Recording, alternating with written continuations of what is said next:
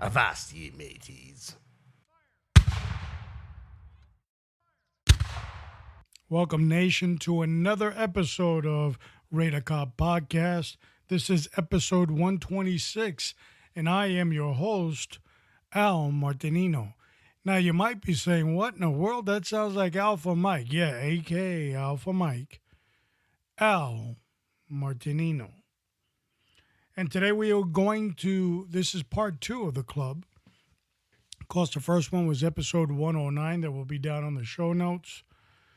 And back when episode 109 came out, a lot of people wanted to know a little bit more about the club, a little bit more specific and a little bit more details. So we accomplished that via episode 110, 111, 112, 113, 114, 15, 16, 17, 18, 19 episodes. 119, all the way through there. And it was 5 to 10 minutes of an overview on a specific subject. And I said that in 2020 I would go ahead and I would place part 2 and give you a full layout of everything and a little bit more explanation on the subject. So I've picked this date. And when I picked that date, I had forgotten, really didn't put 2 and 2 together at the time. But I have a shout out that I have to do, and that's going to be a little bit down the road. So stay tuned for that. As always, we have some issues in the news, and we want to go ahead and discuss those things now. And again, one of the issues that is extremely troublesome, as always, is the war on cops. And we are seeing that again in New York City, NYPD. I'm going to read to you some of the news outlets that came out just on the subject of NYPD on February 10th. I'm going to read you the stories, so don't panic. I'm just going to give you a little synopsis, so tell you what the headline is. February 10th, NYPD Commissioner Dermot Shea rips Sergeant Union's war on de Blasio. His commissioner's a little upset that the rank and file of the unions, of the Sergeants Union, is blasting on the mayor. Sad. I guess freedom of speech went out the window there. We have another one of those freedom of speech ones, too. NYPD lieutenant wounded in a station house shooting wants to know who's going to fix my tat. And this was an idiot, for lack of a better term, walked into the precinct in the Bronx and shot 2 cops, and they returned fire. And the coward really tried to exit. He couldn't. He got scared at the bullet, hit the ground, and threw the gun. Oh, I give up. And to me, based on what I saw on the video, and we'll talk about that in a minute also, I think this is a hack job, a political hack job. But you might say, but who wants to go to life for who wants to go to prison for life. Yeah, well, stay tuned. Bronx cop shooter held grudge over 2018 zapping with a taser, some sources say. Really? 2018? Okay. And NYPD suspends cops for sharing video of dramatic Bronx shooting. And in reading the story, I don't know specifics, and I'm just giving you my opinion, but in reading the story, apparently there was a videotape from the station feed. Cops were recording it with their cell phones and kind of passing it from cop to cop. And from there, it got released to the media. But would not be surprised if that was a political hacket job as well. And there was another one that the mayor is upset at the fact that the union boss for the sergeants union at NYPD had the audacity to go back and forth with His Majesty. So disciplinary action will be forthcoming because, you got to know when not to talk back to the king. But that's some of the foolishness that's going on the war on cops. Is very sad that this entourage that has plagued the police for probably about 5 to 6 years now, or even longer, but really started manifesting itself really ugly about 6 years ago. But it started because words have power.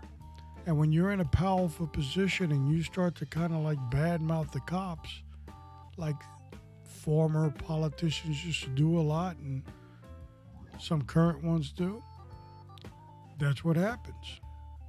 That's what happens. But we're going to have a show on this, folks, and then a lot more in the future. So I do not really want to get bound with that on a sad note, because we're going to have a little bit of an upbeat show on the club. But keep in mind, if you're wearing the uniform, or you know somebody that is wearing the uniform, or just a law-abiding citizen that is relentless in prayer over the agency that serves you, keep those warriors in prayer, because the hate Mongols are out there in force. All right, so the shout out. Today is February 12th, and this is the day of Wonder Woman, my little sister's birthday, and I want to wish her a happy and tremendous birthday. I am extremely, and always will always be, extremely proud of her. So, and you know what? And I didn't even know that this show would land on that, but all right, I wasn't paying attention, so. But anyway, now I know. All right, we got the word of the week. We're going to transition into that, and then we're going to go full tilt ahead for episode 126, The Club, Part 2.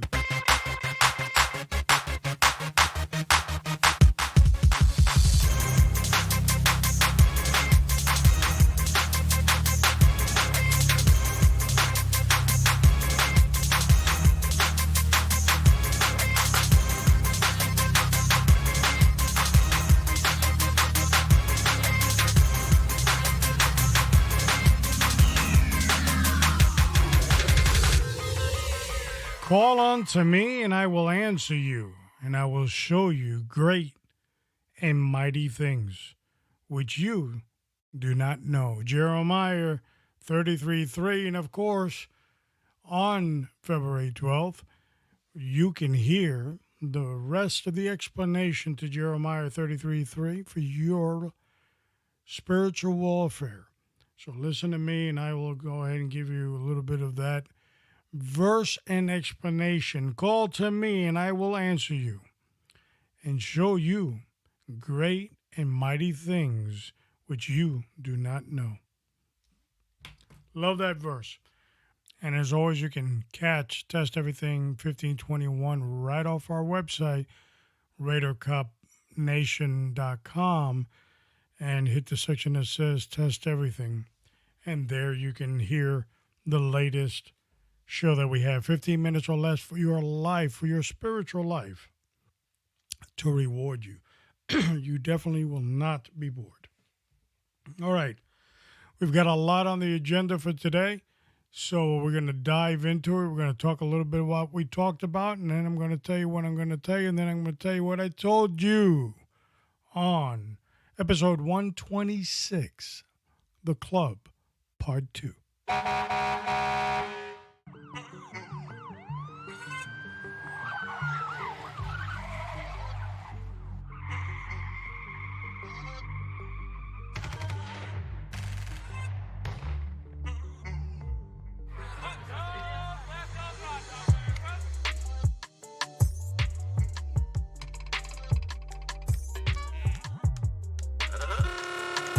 Ladies and gentlemen, boys and girls, children of all ages, welcome to the main event.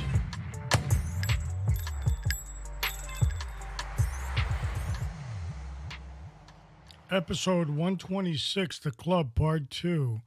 And today I'm going to discuss a little bit more about how the club benefited many people, why the club was created, and we will look at the basics of any type of police report, let's say, with the who, what, where, when, why, and how. We're going to put all that together for you today. Now, if we look back in episode 109, I talked with the cop, and that is going to be attached to the show notes so you could see it. And it got some interesting emails as to they were more curious as to what I was talking about as with regards to the club and the purpose of the club. So through episode 110 to 119, that was a 5 to 10 minute introduction that I used to do, and I would elaborate a little bit more for those people that had written that they wanted to hear a little bit more. And then I later, in the middle of that, I said, well, you know what, I'll just do another show in 2020 so we can put it all together in a package. And that's what we're doing today. So let's take a look at what we looked at back in episode 110. We talked about structure. And the structure, of course, paramilitary, and how important it is to have structure in the club as you were preparing it. Of course, we started small and got big. And during that, there were layers of structure. And the structure had to work for the organization, for the club itself. And for the most part, in my case, it did. It did have time where that structure fell apart completely and civil war broke out. But once it was regained again, and the momentum and the club and the institution rose to its level again, it was placed under some serious structure. You learn from your mistakes as well. Purpose, episode 111, we talked about the purpose of the organization. There was people that were very envious of what we were doing. So they would turn around and say, well, why do you have to have a group of Latino or Hispanic officers? What difference does it make, all American? That may be a little bit more fashionable it is today than it was back then. But that wasn't the purpose necessarily. The purpose was to defend the undefensible, to protect those that couldn't protect themselves from the bullies within the agency itself, starting from the executive command all the way down. We had many stories to tell, and I could never do that in one podcast. It'd be impossible. But they were people that let's say, were always stereotyped because of the fact that their name ended in EZ. And the agency thought that it was easy to get those people to, let's say, translate or um, translate for a Spanish speaking officer. Uh, the request would go out because the officer on the scene didn't speak Spanish. And when you complain, because basically you were hustling and doing your job, and now you had to go play translate and do someone else's kind of job, you were criticized. You were looked down upon. People would say, "Well, you're trying to make money out of it," because there was an organization, a fellow organization, that did file a lawsuit for monetary value, and they lost. But there were many agencies in the country that did have a monetary value. And here in Florida, where I am, one of them is the Hillsborough County Sheriff's Office, and some others, Los Angeles and so forth. So why did they do it? Well, first of all, they don't say we're looking for Spanish-speaking officers. Let's put that on the table. If you speak a secondary language that is predominant in the community that agency is serving, and it was something that needed to be done. It's as simple as that, because communication is paramount in policing. But when we kind of protested, not that we had to translate, but we were in essence doing two jobs at the same time. So the purpose was to defend the indefensible, to defend those that were helpless, that were being stereotyped in their roles in agencies. For example, you looked the part, you'd be a great undercover officer. And there was other discriminatory practices that, we're really not going to get into the specifics of those. But what I can tell you is the purpose was to defend those people. And the other purpose was, of course, to liaison to the community, because in essence, we represented over 20 nations that speak Spanish, and so we all represented a part of that little Hispanic America. So, giving back to that community was important. Contacts, and we talk about how important you have to have contacts, political contacts and business contacts, banks. You have to have the ability to move. When I said banks, that necessarily didn't mean a financial institution, although that was a part of it. Banking favors as well. And today I sit behind this microphone, and I could tell you that there are thousands upon thousands of favors that are owed me that were never cashed. That's how powerful that was. Rules were very important, and if they weren't followed, they had to be circumstances. Membership, you could be a member of the organization, whether you were or weren't Hispanic. It didn't matter as long as you embraced our core values. And it said so as much on the application that you would sign. Support, other groups have supported us through mutual understanding agreements. We discussed that. The meeting with local, state, and national groups. Sometimes some groups had international boundaries as well, but that became troublesome in history. So we kind of stayed within the states. You're only as strong as your local chapter. That's all I could say. Coalition and the commission, it was where the groups extended their power to other groups. And it was very important. And 119, we came to growth, and not only membership growth, but growth as an organization, and how we had perfected a tremendous intel operation during the years. So today, I'm going to kind of jump in now to.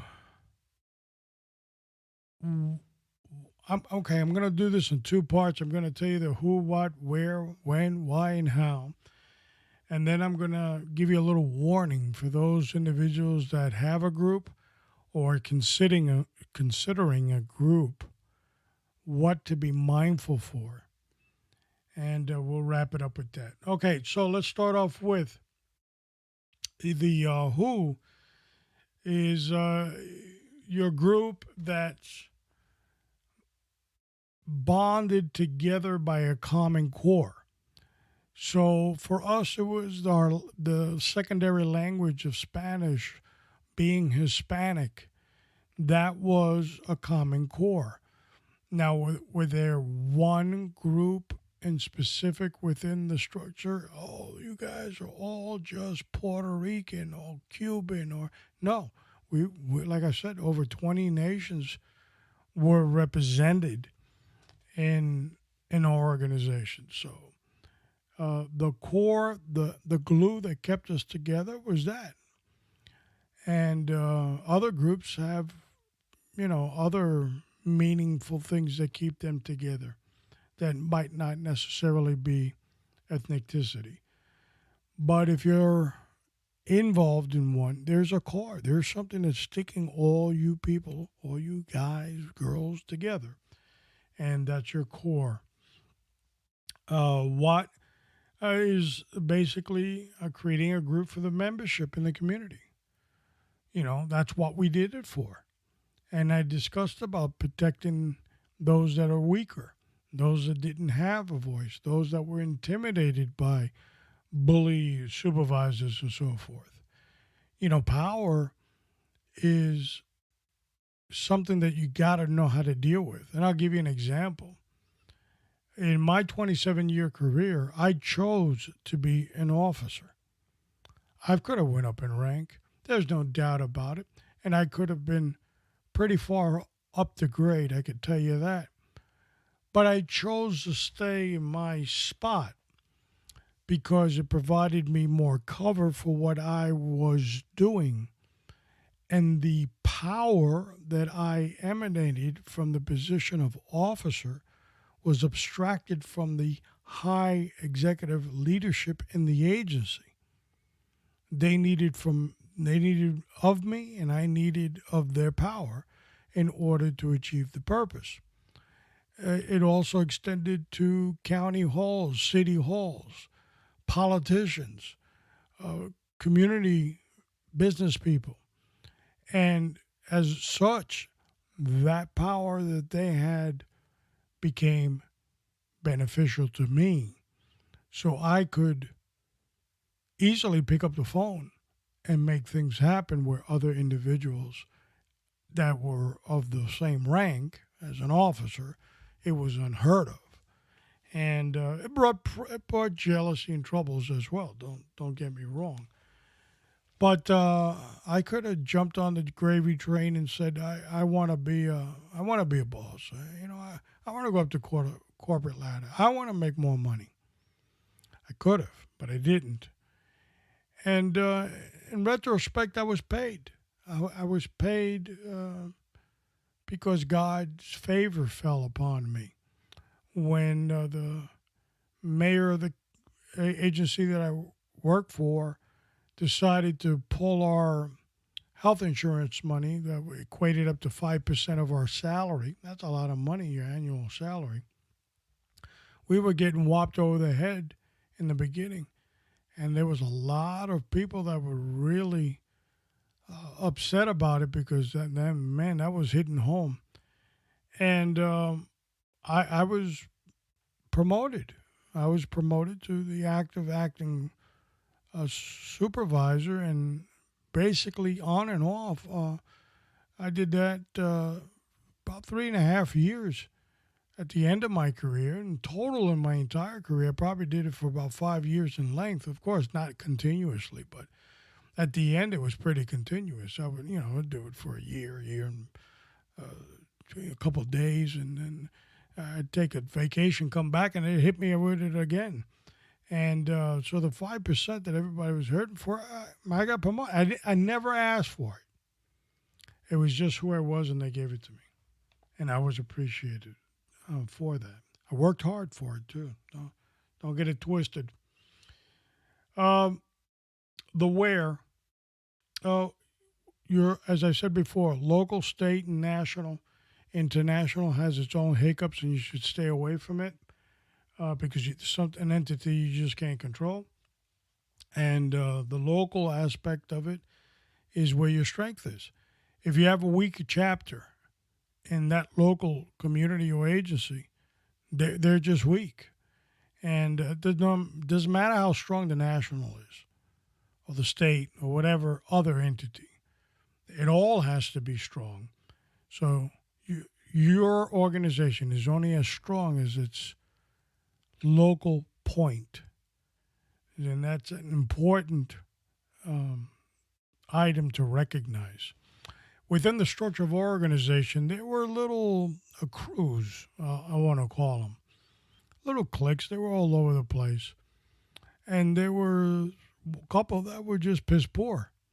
But they'd click up and, they thought they had a voice. And you saw a lot of the power for those that were strong cliques or crews in the organization, in the club. When they spoke, people listened, like E.F. Hutton, the old commercials. All right, if you're 25 or younger, you don't know what the hell I'm talking about, so don't worry about it. But if those strong club cliques in the club got most of what they wanted, so because they were strong in that locale, that's how important that is. When my era was in the late 80s and 90s was our strongest point. After September 11th, organizations started to crumble. And when I say crumble, is not that people were leaving in masses, they were retiring in slow motion. But the newer recruits didn't feel the issue to fly their ethnicity around. And so trying to convince them to join became a little bit more troublesome. And they're just the 9/11 thing. We're all one nation. We're all American. Played somewhat of a role in that too, but not much. But the 80s, 60s, 70s, 80s, and 90s were very discriminatory times in police agencies all around the country. Okay, so why? Why did we have a club? And I explained that to protect the weak, but it was also to protect your community. There were many times where I saw things that I didn't like. And when you wear a uniform, there's a certain way that you have to approach things you don't like. Because if you're too vocal, too outspoken, or too much of a drama queen, you could get in serious trouble by other people. But I saw many Hispanics at times being mistreated because they didn't really have a good grasp of the English language. So the assumption of that they just rode over here in a boat was present from a lot of officers, and they would kind of use us in that translation mode. And really, the guy probably had been here he was older, more years on this earth, or more years in this country than this person or this police officer was on this earth. And therefore, they were American citizens.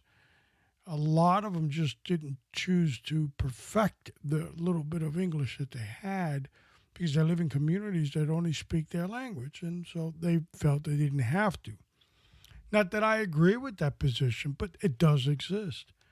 And so we had a duty also to kind of protect those people. And let me tell you, there were some freaking battles. Just some stupid freaking little battles that made no sense. I remember blowing the lid on some Spanish translation handbook that had to go out to the community. And there was $60,000 expenditure on it. And when we asked where all these little pamphlets are, we assumed that they really existed and they were just, in somebody's office something. They didn't know when to do it or how to do it. Only to find out these things were never done. And the 60,000 had been produced on a budget and then reproduced on another budget. And then you had the political hacks trying to create stories about, oh, we wrote it up, but we sent it to FIU, the Florida International University, so they could translate it in proper Spanish. All this baloney. The bottom line is it was never done. But the money and the expenditures were spent. And I remember a conversation with the director. He says, I feel bad about this because this is an expenditure. In other words, I got caught. And I felt sorry for the director of the agency because he was clueless as to what was going on. Simple as that. He didn't know what of that. There's some freaking hacks under him that, we ain't doing that. I put that to the side. And here this poor freaking guy's got to answer to this. So it's a shame. And let's wrap it up with the how. The how that works for you.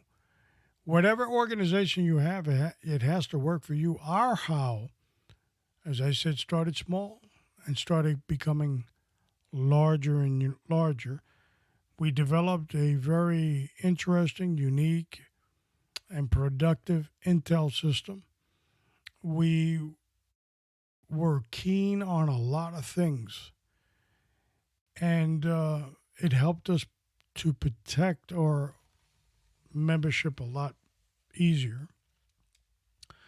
I believe I said in 109, there was a story about an assistant director that had joined the ranks, and he was a kind of popular person. And he called all the organizations in the agency together in a board meeting. And he started going around the table and asking people, tell me a little bit about you and your organization. How many members do you have? So when it was my turn, this is who I am. This is how long I've been here. And organization stands for ABCs, that simple stuff. And that's it. I just clambered up. And he goes, you overlook, how many members do you have? And I go, I'm not at liberty to discuss that. And he looked at me like I was like refusing to answer a direct order. So I elaborated a little bit better. I go, we never discuss our membership details with anyone outside the membership.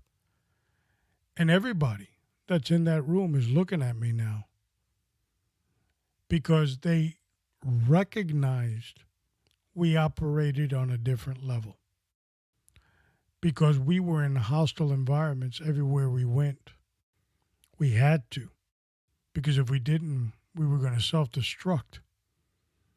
And there was a civil war, as I said. And it took a while. And it was the destruction of one entity for the growth of another. And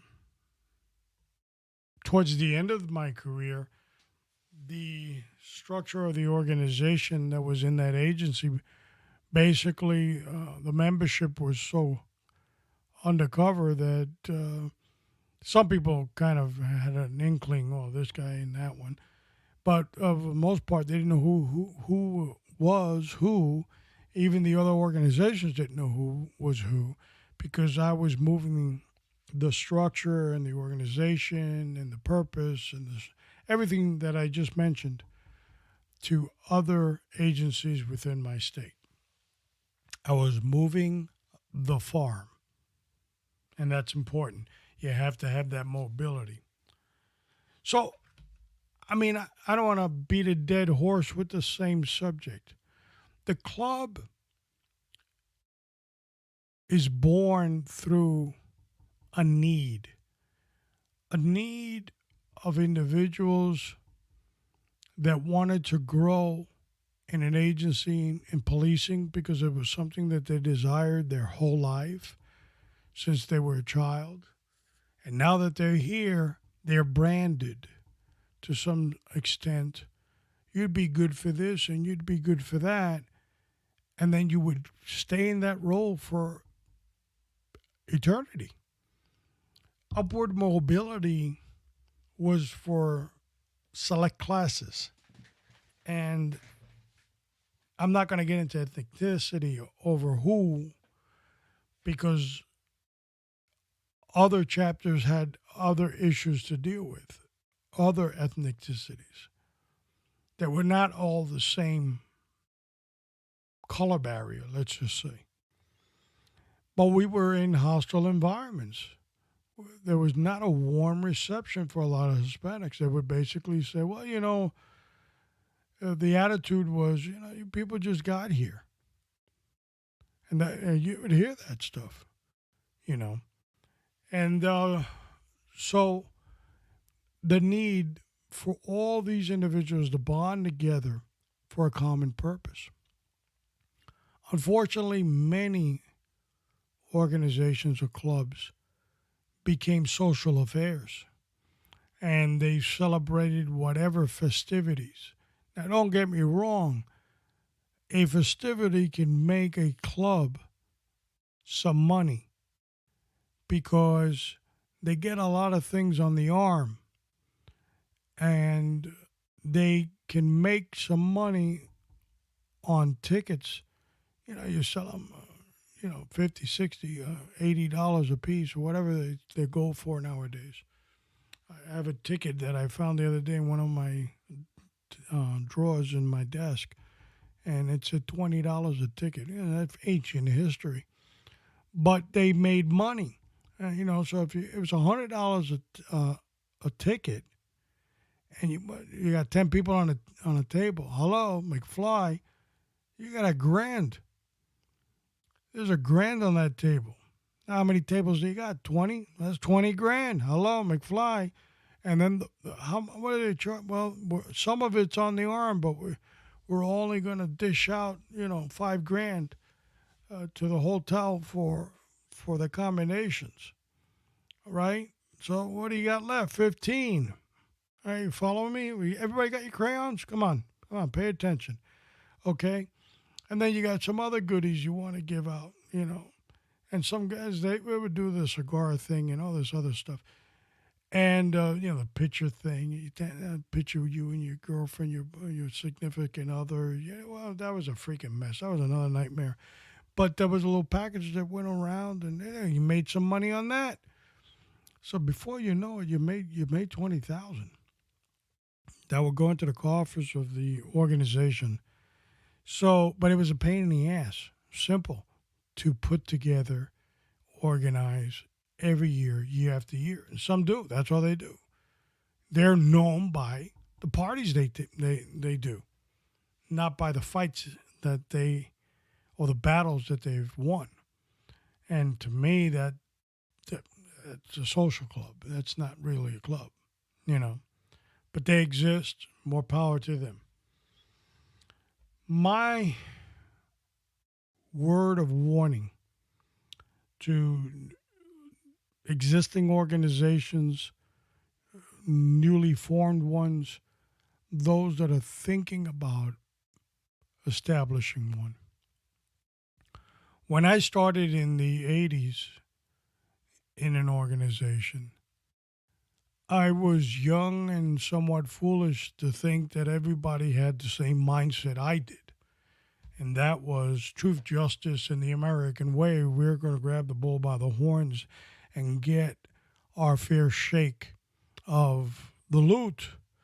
But that's not what everybody had in mind. There were people that were sellouts all along, taking board positions and providing information to the higher-ups for a little carrot for themselves. There were people that were just on the bandwagon jumping because it was self-promoting for them. They didn't believe in your cause. They didn't really believe in the group. They became a member, paid dues, and made a habit out of telling everybody they had within their an earshot, hey, I'm a member of this, because eventually they get promoted because they were a member. And so it was a beneficial, hypocritical type of thing. So you had different people that had different objectives. And I was naive when I started, thinking, oh, this is, we're going to go out and win one.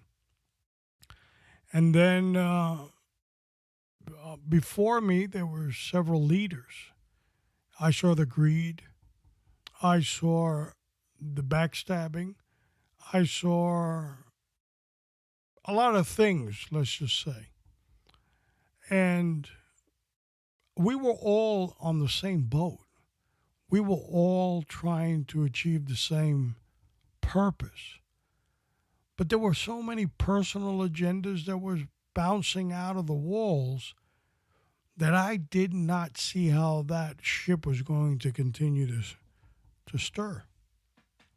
So our falling out ended up in court and so forth. And I'm not really going to get into specifics, but it tore the organization apart. But we rebuilt, and we went from the local level to the state level. First, we went from the local level to the national level to the state level. And there were many leaders of the club that I was associated with, which recognized me several times over for putting the club on a national circuit. Prior to that, it was just a local thing. We could have been so much if we were all on the same page. But here's my warning. During my career in the organization that would last, I did 27 years, and probably 26 I was involved in the organization. My first year I was, just a rookie. I didn't want to, really get involved too much. Didn't really know too many people. But then I did. And from day one to the end of my career in the agency, I was actively involved. Course, growing from position to position into eventually being the lead of the organization for over a decade. And we had one structure we created. There was a lawsuit and so forth. We lost our what was called the payroll, your dues deduction, and that was a whopping amount of money. It was over $120,000, and it was hard to recover from that. And I believe that if there were other leaders that were around, they would have started, sending you check and do all that, and it wasn't going to work. And for some of them, that was very, very frustrating trying to get that off the floor. But I chose to get on a plane and travel across the country to the West Coast to go to the city of Las Vegas and meet a bunch of club members that were just like me, but they were from other parts of the country. And that worked fine. We started to remove the old entity and basically come up with this new creation. And that lasted for several years until I started getting a bitter taste. Didn't like it. And the reason I didn't like it is we were being micromanaged from the West Coast. And I was always of the philosophy that you're only as strong as your local chapter. And if I was the president of the state of Florida, I had no business sticking my nose in Fort Myers. I didn't work in Fort Myers. What the hell I know what they're doing there? Or Orlando, or Hillsborough, or Palm Beach, or wherever it is. So it was those guys that were from those areas that were vocal. Now, sometimes they would have a little tug of war who was in charge, and you had to straighten people out, but you never got involved. But now here we are, part of a national group, and they're moving around the swivel chairs telling us what to do. So I set out to change it again. And this time we went East Coast. But when I got to the East Coast and we partnered with a big group, I immediately had to throw out the white flag and call sovereignty. And not because I didn't like them, but what scared us is what we saw. We started seeing people's masks were falling. And their mask that they were hiding behind, they were hiding the fact that they were progressives. They were liberals. Some were political hacks. And they infiltrated these agencies and these groups. Some agencies created the group. And we started to really get involved with intel. And gosh, what I saw and the people that were involved were quite shocking, because I never started in the organization knowing that the politics of the country were involved in these clubs. But here I am saying this is no different than the swamp in Washington. And it was more and more prevalent as you went along. So always one of them had some social butterfly program they wanted to do, and you'd have some fruitcake want to do a support thing for the American Red Cross, which there's nothing wrong with that, but that's what the county did. That's what the city did. We have our own things to do. And I remember once telling a civil employee, the agency I worked for, they would go around and they do this campaigning for the Red Cross. And it's a great organization if you want to give. But my point to this lady was, I don't need a middleman for me to give. I could just get an envelope, throw money in it, and send it straight to them. What do I need a middleman for? Oh, because we're organizing it. But at what price? Well, you're not paying us. No, I'm not. But you're on the government dime doing this, so somebody is paying you. And at the end, when the American Red Cross came to get the check, who was giving it to them? The political hacks. They were the ones that were turning it in to make themselves look good. So that's just my little example.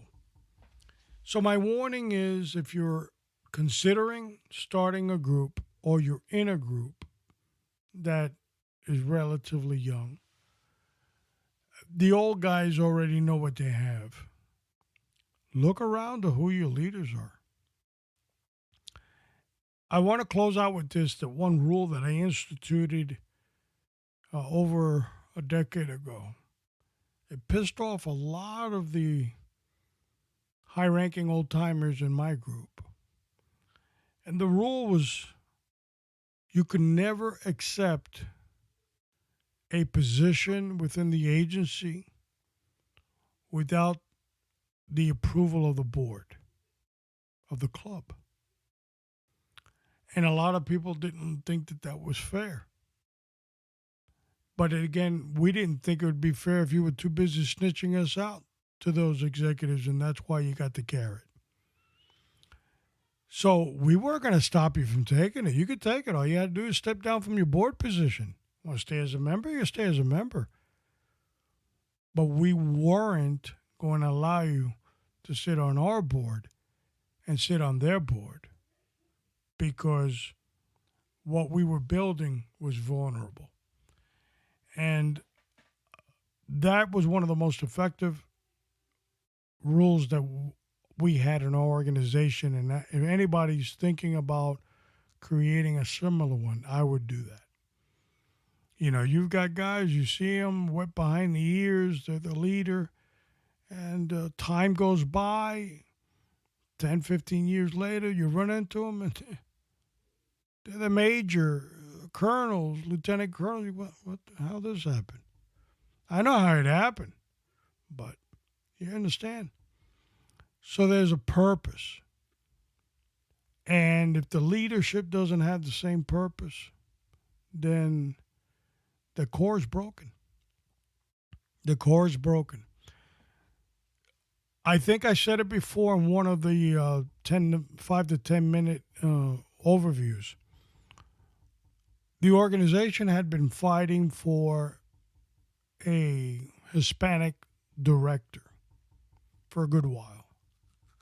It was our core issue. It was our fabric that knitted us together.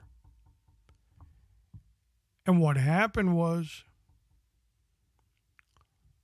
there was segments of other groups and within the group that said, no, you know, if we back this person, we stand to fare very good. And I said, but that person is not what we're looking for. Yeah, but still, we fare to do pretty good. And I go, yeah, but then we kill our common core issues, what bonded us together. We would look like a bunch of phony hypocrites to the membership. And every group went one way. I was the only one to go the right way. What I say is the right way. Why? I didn't get nothing was good on that side, but it still represented what we had fought for over 2 decades to get. And I wasn't going to give that up for anything in the world. It was a victorious cross over the finish line, and it had to be done. Today, well, one of the episodes I mentioned that the organization had reached out to me to see if I wanted to get back in the saddle. And I did discuss it and said, well, you know, I'm trying to move on from it, but if, you know, I'm retired. If you guys need me, I'll jump in. And I think I even made an announcement as such that I'd be in the helm. And on one of the subsequent meetings, maybe about a conference call, about 2 months later or a month and a half later, there was little to no interest. And they wanted to bury it all. And I said, well, you know, I moved on. Somebody wants the mantle, I'll be more than gracious to give it to them. And I walked away. And a lot of people did. And a lot of people, you know, just walked away because they were retired already. The younger generation just didn't see a need in it. So, is that happening a lot around the country? Yes and no. In some northern cities in America, it's not, because it's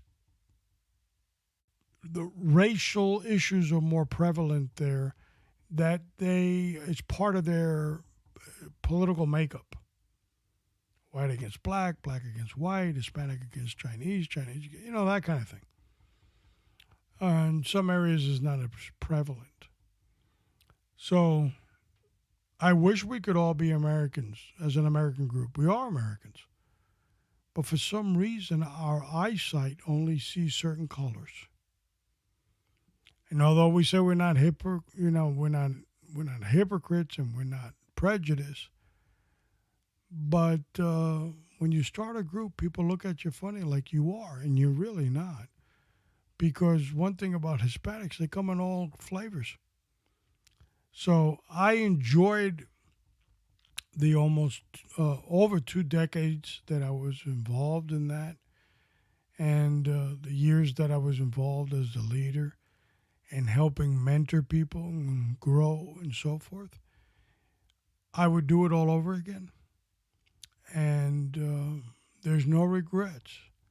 I know that we were a voice, and I know what we did will never be repeated by any group again. And I am proud of what we did. So in this part 2 of the club on episode 126, be proud of whatever club you create. Have a core valuable mission that molds you together with the rest of the membership, and go for it. Whatever it is, go for it. And the more naysayers that come out and whine like little schoolgirls, that tells you you're becoming much more effective. All right. What's up next? Well, we got Why Rico on episode 127 of the Wise Guy series. We're going to be probably doing this, and then we're going to lay off Rico for a while. But I want to discuss why the government likes Rico so much. And it's not going to be a very long episode. I'm just going to go straight to the jugular on that one. And as always, we're still celebrating the Song of the Week. And this one is titled How You Like Me Now, sung by the Heavy. March of 2023. And I put it on my iPhone. I probably won't have the iPhone, but the software is there. March of 2023, I will be recording The Club, Part 3, titled The Bio, where I become much more specific as to what we did and how we did it. Because let's just say I'd feel a lot more comfortable talking about it in 2023. As always, it is my honor and my pleasure to be your host on Radar Cop Podcast. Continue to pray for yourself, because without you, we have nothing in the game. Continue to pray for your family, your community, and most importantly, the law enforcement agency that serves you. As always, stay alert with your head on the swivel. Remember, it's open season on cops. Be ready, be strong, and be courageous. Till we meet again.